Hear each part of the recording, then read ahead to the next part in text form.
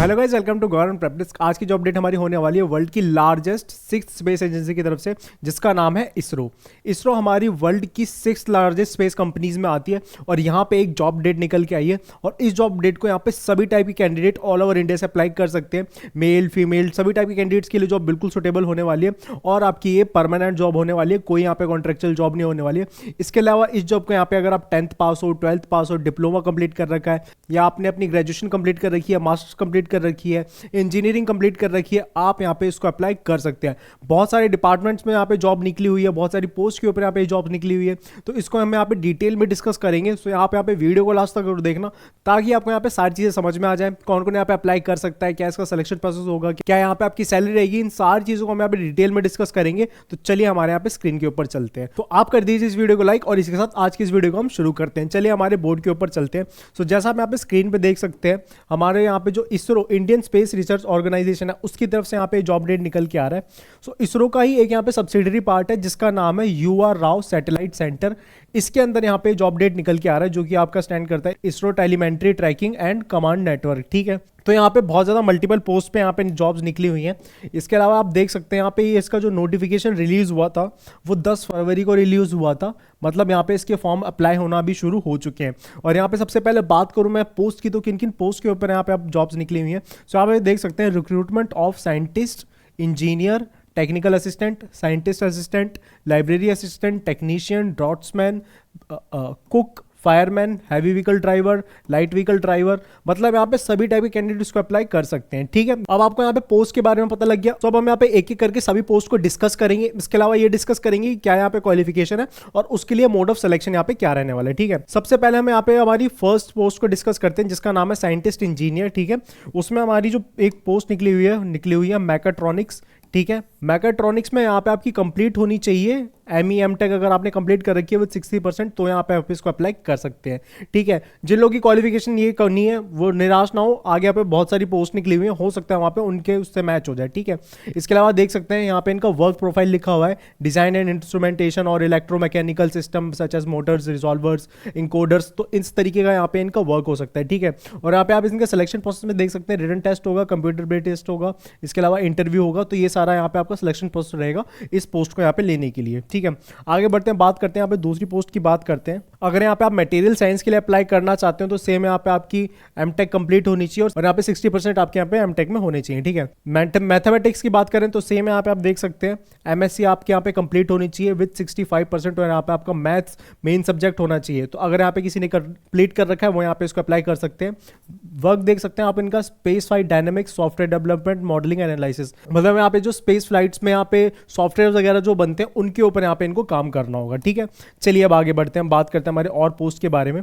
आप यहाँ पे देख सकते हैं फिजिक्स की अगर यहाँ पे कोई अप्लाई करना चाहते हो तो BSc आपकी कंप्लीट होनी चाहिए। सो यहाँ पे आपकी MSc कंप्लीट होनी चाहिए इन यहाँ पे आप देख सकते हैं फिजिक्स, और इसके अलावा यहाँ पे आपके 65% होनी चाहिए। इसके अलावा किसी ने अगर BSc कंप्लीट कर रखी है फर्स्ट क्लास यहाँ पे तो भी यहाँ पे इसको अप्लाई कर सकता है। ठीक है, चलिए अब आगे बढ़ते हैं, बात करते हैं हमारे दूसरी पोस्ट के बारे में जो कि हमारे होने वाली है टेक्नीशियन। ठीक है, टेक्नीशियन पोस्ट की यहाँ पे बात करें तो आप यहाँ पे देख सकते हैं यहाँ पे इसको ना 10th पास कैंडिडेट अप्लाई कर सकते हैं, प्लस यहाँ पे जिन्होंने ITI कंप्लीट कर रखी है वो यहाँ पे इसको अप्लाई कर सकते हैं। ठीक है, क्योंकि यहाँ पे इनकी जितनी भी पोस्ट है ना उन सब के लिए यहाँ पे ITI यहाँ पे मांगा जाएगा। ठीक है, तो चलिए इनको एक एक करके हम यहाँ पे डिस्कस करते हैं। सो यहाँ पे जितने भी हमारे कैंडिडेट जिन्होंने अपने ITI कंप्लीट कर रखा है in electronics, mechanical, technician, electronic system, mechanic, consumer, electronic appliances, mechanical, industrial, तो यहाँ पे इसको अप्लाई कर सकते हैं। ठीक है, पोस्ट देख सकते हैं, नंबर ऑफ पोस्ट यहाँ पे कितनी निकाली गई हैं। ठीक है, ये इनका यहाँ पे क्राइटेरिया दिया हुआ है कि आपके ITI कहाँ से कंप्लीट होनी चाहिए।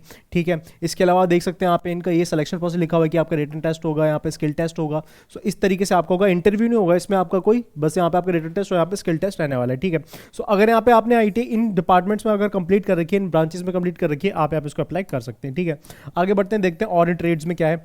आपके ITI कंप्लीट हो रखी है अगर इलेक्ट्रिकल में, फोटोग्राफी में, डिजिटल फोटोग्राफी में, फिटर में, प्लम्बर में, और आपका रेफ्रिजरेशन में, एयर कंडीशनर में, Turner, carpenter, motor mechanic, machinist, welder, तो आप यहाँ पे उसको अप्लाई कर सकते हैं। जितनी भी पोस्ट मैंने अभी तक आपको बताई उन सब में अगर आपने अपनी 10th पास कंप्लीट कर रखी है, प्लस उन्हीं ट्रेड्स में अगर अपनी ITI कंप्लीट कर रखी है, आप यहाँ पे इसको बेझिझक होकर अप्लाई कर सकते हैं। ठीक है, इसके अलावा आगे बढ़ते हैं। ड्रॉट्समैन सिविल की पोस्ट के लिए अगर कोई अप्लाई करना चाहते हो तो सेम यहाँ पे वही कंडीशन है। ठीक है, यहाँ पे आपकी 10th पास कंप्लीट होनी चाहिए, प्लस यहाँ पे आपकी ITI कंप्लीट होनी चाहिए। ठीक है, अब आते हैं हमारी टेक्निकल पोस्ट के लिए। ठीक है, जो हमारी टेक्निकल पोस्ट है इलेक्ट्रॉनिक्स वाले के लिए अगर कोई यहाँ पे अप्लाई करना चाहता है, ठीक है, ये हमारा पोस्ट का नंबर है। इन टोटल यहाँ पे 28 वैकेंसीज निकाली गई है। सो यहाँ पे किसी ने अपनी फर्स्ट क्लास डिप्लोमा कंप्लीट कर रखा है इन इलेक्ट्रॉनिक्स इंजीनियरिंग, वो यहाँ पे इसको बेझिझक होकर अप्लाई कर सकता है। ठीक है, अब आगे बढ़ते हैं डिप्लोमा वाले के लिए। और क्या है यहाँ पे, अगर किसी ने कंप्यूटर साइंस में डिप्लोमा कंप्लीट कर रखा है वो अप्लाई कर सकता है। इलेक्ट्रिकल, सिविल, मैकेनिकल, इन डिपार्टमेंट्स में अगर आपने अपना फर्स्ट क्लास डिप्लोमा कंप्लीट कर रखा है, मतलब यहाँ पे डिस्टेंस लर्निंग से नहीं होना चाहिए, फुल टाइम कोर्स आपका अगर कर रखा है तो आप यहाँ पे इसको अप्लाई कर सकते हैं। ठीक है, अब आ जाते हैं यहाँ पे साइंटिफिक असिस्टेंट की पोस्ट के लिए। सो किसी ने अगर यहाँ पे अपनी केमिस्ट्री में और फिजिक्स में यहाँ पे अपनी BSc कंप्लीट कर रखी है और यहाँ पे केमिस्ट्री और फिजिक्स उनका मेन सब्जेक्ट रहा है, वो यहाँ पे इसको अप्लाई कर सकते हैं। यहाँ पे 2 वैकेंसी निकाली गई हैं। ठीक है, इसके अलावा देख सकते हैं यहाँ पे किसी ने एनिमेशन मल्टीमीडिया में और अपना मैथमेटिक्स में अपना BSc कंप्लीट कर रखा है, वो यहाँ पे इसको अप्लाई कर सकते हैं। ठीक है, अब आते हैं पहले लाइब्रेरी असिस्टेंट के लिए। ठीक है, सो लाइब्रेरी असिस्टेंट के लिए जो पोस्ट मांगी गई है, अब ये मत समझ लेना लाइब्रेरी असिस्टेंट की पोस्ट है तो आप सोचो कि कम क्वालिफिकेशन मांगी होगी। यहाँ पर सबसे ज़्यादा क्वालिफिकेशन मांगी गई है, ग्रेजुएशन कंप्लीट होनी चाहिए किसी भी ब्रांच में। इसके बाद आपके यहाँ पे मास्टर कंप्लीट होनी चाहिए इन लाइब्रेरी साइंस, लाइब्रेरी इन्फॉर्मेशन, तो आप यहाँ पे इसको अप्लाई कर पाएंगे। ठीक है, आगे बढ़ते हैं, बात करते हैं हमारी अदर पोस्ट की। कुक की हमारी जो पोस्ट होने वाली है वो यहाँ पे सभी अप्लाई नहीं कर पाएंगे क्योंकि उसके लिए ना 5 साल का एक्सपीरियंस मांगा गया है। ठीक है, यहाँ पे कोई एजुकेशन क्वालिफिकेशन कुछ खास नहीं मांगा है, कुछ खास चीज़ें मेंशन नहीं कर रखी हैं। अगर आपने यहाँ पे 12th भी पास कंप्लीट कर रखी है तो आप यहाँ पे इसको अप्लाई कर सकते हैं, लेकिन आपके पास यहाँ पे 5 साल का एक्सपीरियंस होना चाहिए। अगर आपके पास 5 साल का एक्सपीरियंस है तो आप इस पोस्ट के लिए अप्लाई कर सकते हैं, क्योंकि यहाँ पे इसका रिटन टेस्ट जो होने वाला है वो भी बहुत ज़्यादा ईजी होने वाला है और यहाँ पे क्वालिफिकेशन वाइज भी इसमें कोई ज़्यादा चीज़ें डिमांडिंग में नहीं है। तो कोई अगर यहाँ पे 5 साल का एक्सपीरियंस वाला कैंडिडेट है वो इसको अप्लाई कर सकता है। ठीक है, अब आते हैं हमारी फायरमैन की पोस्ट के लिए। सो अगर यहाँ पे कोई फायरमैन की पोस्ट के लिए अप्लाई करना चाहता है तो वो भी यहाँ पे इसको अप्लाई कर सकता है। कोई क्वालिफिकेशन यहाँ पे इन्होंने दी नहीं है, सो 10th पास और 12th पास वाले यहाँ पे इस पोस्ट को अप्लाई कर सकते हैं। ठीक है, अब आगे बढ़ते हैं, बात करते हैं यहाँ पे और पोस्ट के बारे में। एक है हमारा लाइट व्हीकल ड्राइवर और एक है हमारा हैवी व्हीकल ड्राइवर। ठीक है, तो जिन्होंने यहाँ पे अपनी 10th पास 12th पास कंप्लीट कर रखी है, ठीक है, और उनके पास हैवी मोटर व्हीकल और लाइट मोटर व्हीकल का यहाँ पे लाइसेंस बना हुआ है, प्लस उनको चलाने का अच्छा एक्सपीरियंस है, तो वो यहाँ पे इसको अप्लाई कर सकते हैं। ठीक है, चलिए अब आगे बढ़ते हैं। हमने सारी पोस्ट को ऑलमोस्ट डिस्कस कर लिया है। ठीक है, अब हम इसके अदर पॉइंट्स के बारे में यहाँ पे डिस्कस करते हैं। ठीक है, अब आ जाते हैं हम इसके मेन पॉइंट पे।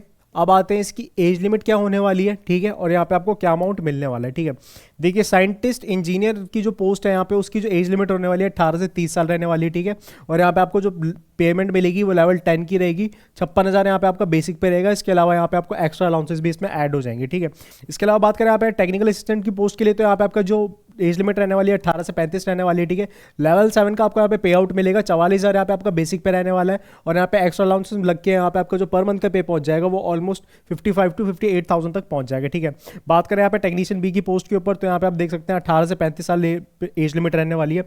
लेवल 3 का पे मिलेगा आपको 21,700 आपका बेसिक पे रहने वाला है। अलाउंसेस लग के यहाँ पे 30,000 तक का बेसिक का आपका हो जाएगा। ठीक है, फायरमैन की पोस्ट के ऊपर बात करें तो आप देख सकते हैं 18 से 25 साल यहाँ पे आपकी एज लिमिट रहने वाली है और यहाँ पे 19,000 यहाँ पे आपका बेसिक पे रहने वाला है। प्लस इसके अलावा यहाँ पे एक्स्ट्रा अलाउंसेस ऐड होने के बाद यहाँ पे आपकी जो सैलरी बन जाएगी वो पहुंच जाएगी आपकी अप टू 24 या 25,000 तक। ठीक है, ये अप्रॉक्स अमाउंट बता रहा हूँ मैं, एग्जैक्ट इससे ऊपर नीचे थोड़ा बहुत हो सकता है। ठीक है, ड्राइवर की पोस्ट के ऊपर बात करें तो यहाँ लाइट व्हीकल और हैवी व्हीकल वालों के लिए सेम यहाँ पे आपकी एज लिमिट रहने वाली है और सैलरी में यहाँ पे आपकी सेम रहने वाली। ठीक है, लाइब्रेरी असिस्टेंट की पोस्ट के लिए बात करें तो 18 से 35 साल एज लिमिट रहने वाली है। लेवल 7 का पे रहने वाला है।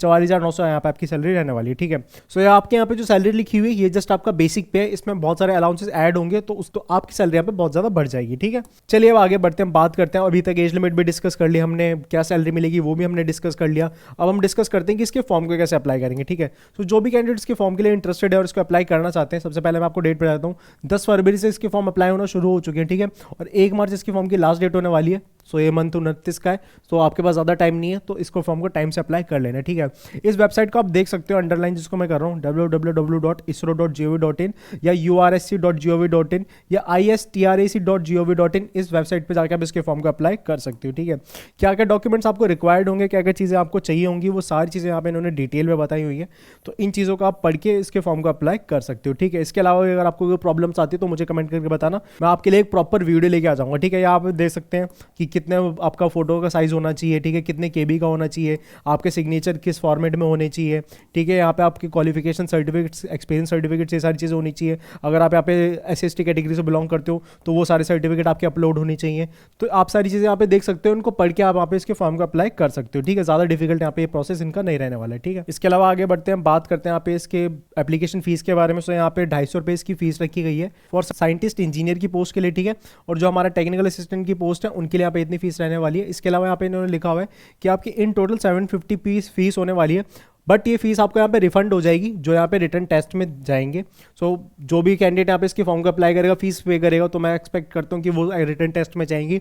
सो अगर यहाँ पे आप रिटर्न टेस्ट में जा रहे हो तो आपका जो पेमेंट है वो यहाँ पे रिफंड हो जाएगा। सो दैट मीन्स आपके यहाँ पे जो एप्लीकेशन फीस होगी वो 0 हो जाएगी, ठीक है। सो आपके यहाँ पे आप एक तरीके से मान सकते हो कि कोई फीस नहीं होने वाली, ठीक है। अभी तो आपको यहाँ पे पे करनी पड़ेगी, बट आपको वहाँ पे रिफंड हो जाएगी। उस तरीके से देखें तो आपको यहाँ पे कोई फीस पे करने की नीड नहीं हुई, ठीक है। इसके अलावा आगे बढ़ते हैं, बात करते हैं यहाँ पे अदर पोस्ट के लिए। तो आप देख सकते हैं 100 फीस यहाँ पे आपकी नॉन रिफंडेबल होने वाली है और 500 रुपीज़ यहाँ पे आपको फीस यहाँ पे करनी पड़ेगी इन टोटल, ठीक है। और यहाँ पे मेथड्स दिए हुए हैं कि किन मेथड से आप यहाँ पे इसके फॉर्म को अप्लाई कर इनकी फीस पे कर सकते हो। UPI, internet banking, debit card, इन सब से आप यहाँ पे इनकी फीस पे कर सकते हो, ठीक है। आगे चलते हैं, बात करते हैं यहाँ पे कुछ और पॉइंट्स के बारे में। अब आते हैं मोस्ट इंपॉर्टेंट इसके सिलेक्शन प्रोसेस के ऊपर, ठीक है। अब इसका सिलेक्शन प्रोसेस ना अलग अलग पोस्ट के अकॉर्डिंग यहाँ पे दिया हुआ है, ठीक है। जिन जिन पोस्ट के लिए आप अप्लाई करोगे ना, उन पोस्ट के लिए अलग यहाँ पे सिलेक्शन प्रोसेस दिया हुआ है, ठीक है। सो आज मैं आपको यहाँ पे सिलेक्शन प्रोसेस नहीं बताऊंगा, आज आप मुझे बताएंगे कि क्या आपको यहाँ पे सिलेक्शन प्रोसेस का वीडियो चाहिए, येस और नो। अगर आपको यहाँ पे इसका सिलेक्शन प्रोसेस का वीडियो चाहिए तो आप मुझे कमेंट करें। जितने ज़्यादा कमेंट्स होंगे, अगर यहाँ पे इस वीडियो पे 100+ कमेंट्स आ जाते हैं इसके सिलेक्शन प्रोसेस के लिए, तो मैं इसके लिए एक प्रॉपर वीडियो लेके आ जाऊंगा। और इसके अलावा मैं इसका सिलेबस भी आपको यहाँ पे प्रोवाइड करूंगा कि कैसे आप यहाँ पे इसके लिए स्टडी कर सकते हैं, अपने आप को यहाँ पे प्रिपेयर कर सकते हैं इसरो में यहाँ पे जॉब लेने के लिए, ठीक है। सो इस वीडियो को आप ज़्यादातर शेयर कीजिए ताकि सभी कैंडिडेट यहाँ पे इस वीडियो को देख पाए, इस अपॉर्चुनिटी को ग्रैब कर पाए और किसी से भी यहाँ पे ये अपॉर्चुनिटी मिस ना हो। देखिए, जब आप वीडियो शेयर करते हैं तो एक राइट कैंडिडेट तक राइट अपॉर्चुनिटी मिलती है और वो उसको वहाँ पे ग्रैब कर दो। So please share this video. और गाइस, मैं आपसे मिलूंगा नेक्स्ट वीडियो में नेक्स्ट सरकारी जॉब अपडेट के साथ। तब तक good bye and take care.